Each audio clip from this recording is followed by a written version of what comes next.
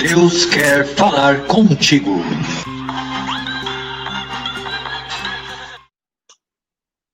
Eu acho que o pecado surgiu.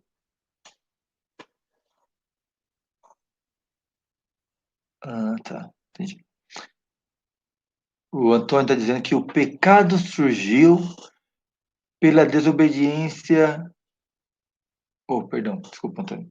Está dizendo que o mal surgiu com a desobediência de Adão e Eva para com Deus. E aí surge, então, o mal. Bom, se a gente for pensar que o mal surgiu no momento que Adão e Eva pecam, aí fica uma outra questão. Se o mal só surgiu no momento que Adão e Eva pecaram, quem fez o mal surgir? São coisas distintas, tá bom, gente? O mal e o pecado. O pecado entra no mundo pela desobediência de Adão e Eva. Deus falou: olha, tudo que está aqui, vocês podem tocar, menos na fruta que está ali ao centro. A serpente, conhecida demônio, atenta Eva, dizendo: olha, Deus está te enganando. Lógico que outras palavras, mas não é isso que eu quis dizer. Deus está te enganando. Se você comer daquela fruta, a qual ele não permite, você terá sabedoria, assim como Deus. Irá conhecer o bem e o mal.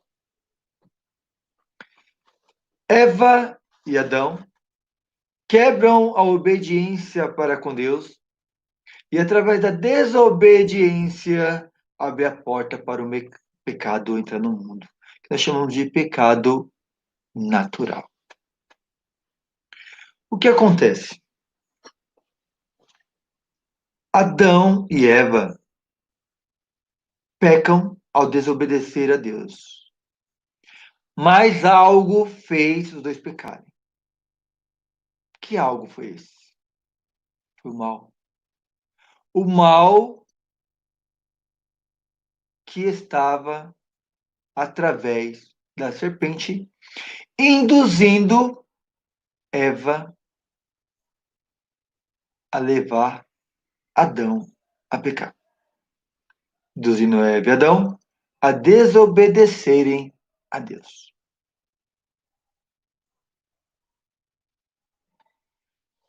A palavra vai dizer que pela desobediência, Adão e Eva pecam. E depois, mais à frente, lá no novo evangelho, né? Aliás, lá no evangelho, a gente vai ver que, ao contrário da desobediência ter levado o homem ao pecado, a obediência leva a graça à humanidade. Naquele momento que Maria diz sim e aceita o projeto de Deus em sua vida, naquele momento que Jesus diz sim e aceita se entregar à cruz, eles estão sendo obedientes a Deus. Pecado, ele entra pela desobediência e ele é destruído pela obediência. Jesus nos traz a salvação através da sua obediência, através da obediência de sua mãe, Maria. Deus não precisava de Maria para que Jesus nascesse. Deus é Deus. Bastasse que ele dissesse: vou me encarnar, e se encarnasse e aparecesse como Deus. Mas ele quis precisar nascer de uma mulher. Por que isso? Para que, da mesma forma que pela desobediência o pecado entrou no mundo, pela obediência o pecado pudesse ser destruído. Então ele precisava, da obediência de Maria. Ah, cara, então peraí. E se Maria tivesse dito não para Deus? Porque ela tinha essa liberdade, não tinha? Realmente, pessoal, ela tinha essa liberdade de dizer não a Deus. Mas Deus é onipotente, onipresente, onisciente. O onisciente, ele conhece todas as coisas. E Deus conheceu o coração de Maria. Maria ela é escolhida dentre todas as mulheres, como diz o anjo, não por acaso, porque ela era uma pessoa, uma jovem, né? Obediente a Deus. Então não havia possibilidade alguma de Maria recusar o chamado de Deus. Por mais difícil que fosse, porque imagina, nova, sem marido, engravidar. E quando as pessoas perguntassem para ela, quem está grávida? Ela dizer, estou de Deus, olha que loucura. Estou do Espírito Santo. Que loucura, gente. Para nós agora que temos uma realidade cristã, que viemos nos preparando, para nós até possível pensar assim, né? Engravidar do Espírito Santo, ser graça de Deus. Mas naquela época, onde havia diversas religiões, como existe hoje, mas não tinha ainda o Jesus encarnado, ele tinha uma mulher grávida, e falou assim: ah, estou grávida, e foi Deus que realizou isso na minha vida. Muito difícil de acreditar. Mas ela confiou em Deus, ela acreditou em Deus. E confiando, acreditando em Deus, sabia que se aquilo era o propósito de Deus, Deus ia ajudar ela a passar essa situação. Então, através da obediência, o pecado é destruído. Já inicia em Maria. Jesus sobe ao monte e tem um certo momento de depressão, onde ele chora e pede, Pai, se for possível, afasta de mim esse cálice. Mas aí ele compreende o chamado de Deus para sua vida e diz: que seja feita a vossa vontade. E através da obediência, Jesus vai à cruz, morte de cruz, e ressuscita no terceiro dia, lógico, mas na cruz ele vence o pecado.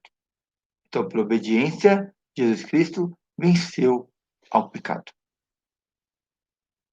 E aí eu vou contar uma historinha para vocês que vai ajudar a entender, então, se foi Deus realmente que criou o pecado, se o pecado existe. E essa história vai falar sobre um professor. Um professor que colocou, de repente, na sua sala, um questionamento. Gente, vou precisar fazer um teste com vocês. Eu gostaria que vocês respondessem se eu sou bom professor ou sou um mau professor. Então não tem meio termo. Ou sou bom ou sou mau. Então eu vou passar um questionário para vocês, aonde vocês vão falar de mim. Mas a única coisa que vocês vão dizer é qual nota você daria para mim. Por isso só tem duas possibilidades. Ou é nota 100 ou é nota 0. E aí ele faz, entrega o questionário para os alunos e espera eles devolverem. Depois de uns 15 minutos, todos respondem esse questionário e devolve para o professor. O que esse professor faz? Ele pega esse questionário e ele resolve ler. E ele percebe que muitos deram para ele a nota 10. Porém, outros tantos deram para ele a nota 0. E aí o que ele faz? Bom, se eu entregar para o reitor essas provas com nota 10 e nota 0, pode ser que o reitor tenha uma outra visão de mim. Então, o que eu vou fazer? Vou dar fim a esses que me deram a nota 0. Ele pega esse questionário com nota 0 e joga no lixo. Aí eu te faço a pergunta. O professor agiu de forma correta? Para um pouquinho e pensa enquanto eu tomo essa água.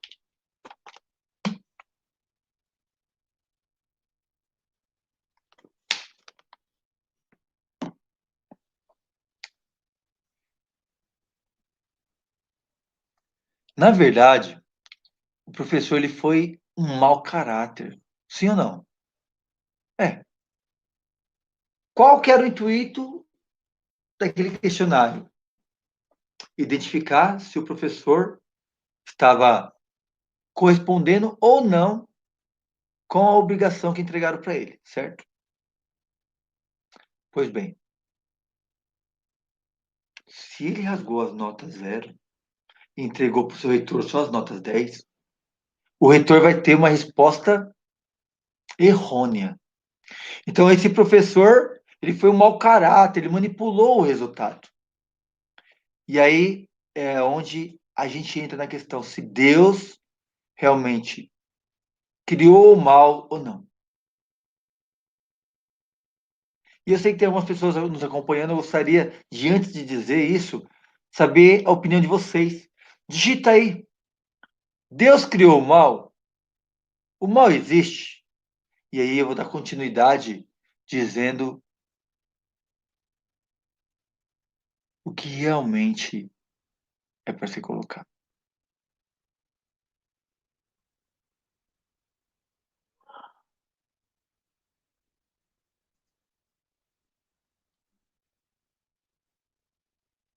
Bom, deixa eu ver aqui.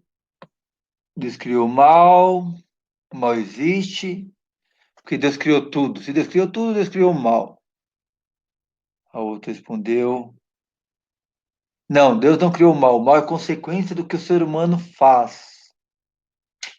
Tá bom.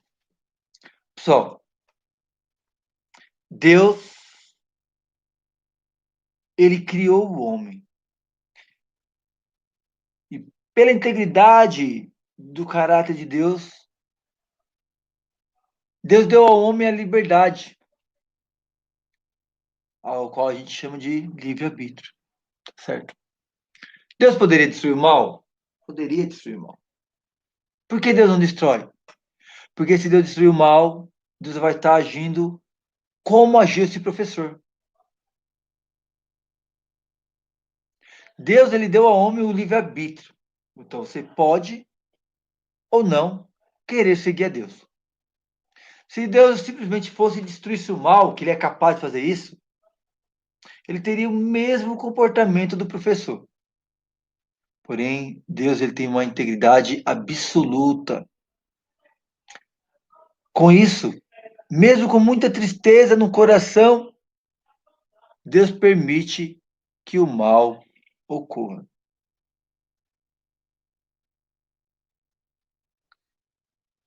Tá. Então, foi Deus que criou o mal diante disso tudo? Não. Deus não criou o mal. Porque, na verdade, o que é o mal?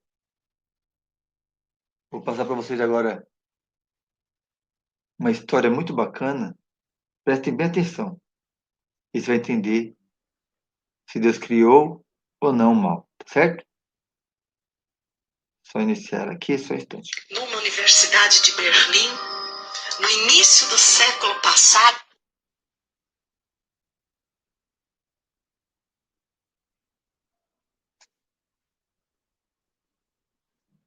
um professor materialista, desafiando a plateia de alunos, olhou para um que ele já sabia mais frágil e disse assim: "Ei, menino, Deus existe?" Ele encabulado, os outros começaram a rir, ele disse, existe sim, senhor. E Deus criou tudo que existe? Sim, senhor. Então Deus criou o mal. Todo mundo ficou imóvel, mudo. E aquele professor sentindo o gosto da vitória, da materialidade. O reitor estava à porta assistindo aquele encontro. Um outro jovem ergueu-se e disse, professor, pois não. O professor petulante, ele disse, o frio existe? Ora, claro que existe. É claro que existe. Você não sente frio? Sinto. Mas o frio é a ausência de calor. A ciência mede o calor. E na ausência dele, a ausência do calor chama-se frio. Professor, a escuridão existe? Claro que existe. Quando você entra num lugar escuro, o que é aquilo? Ausência de luz. Ninguém mede a intensidade da escuridão. Escuridão é escuridão. Quando tem menos escuridão é porque tem mais luz. Você diminui a luz, mas você não aumenta a escuridão. Professor, o mal existe? E o professor rindo diz, menino tolo, estás querendo me desafiar? Como o mal não existe? Olha para fora. O que você chama as pessoas matando umas às outras? Impondo necessidade umas às outras? Isso não é o mal? Ele disse, não, professor. Isso é a ausência de bem. É a ausência de Deus. O reitor entrou e disse, como é seu nome? Albert Einstein. O suicídio é o cume da ausência de Deus. E Deus, para se manifestar aos homens no grau de materialidade, precisa de cada um de nós. O meu abraço, o meu sorriso, o meu ânimo, a minha esperança, fala de Deus.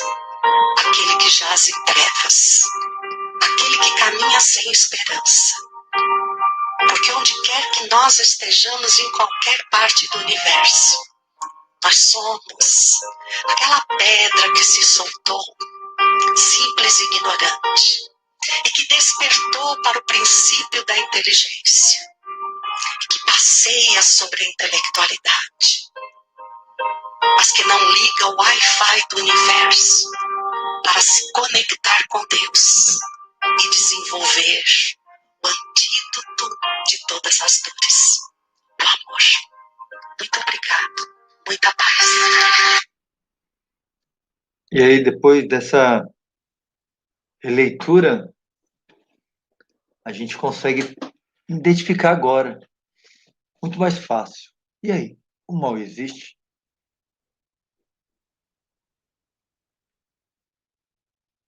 Então, o mal está doendo minha vista.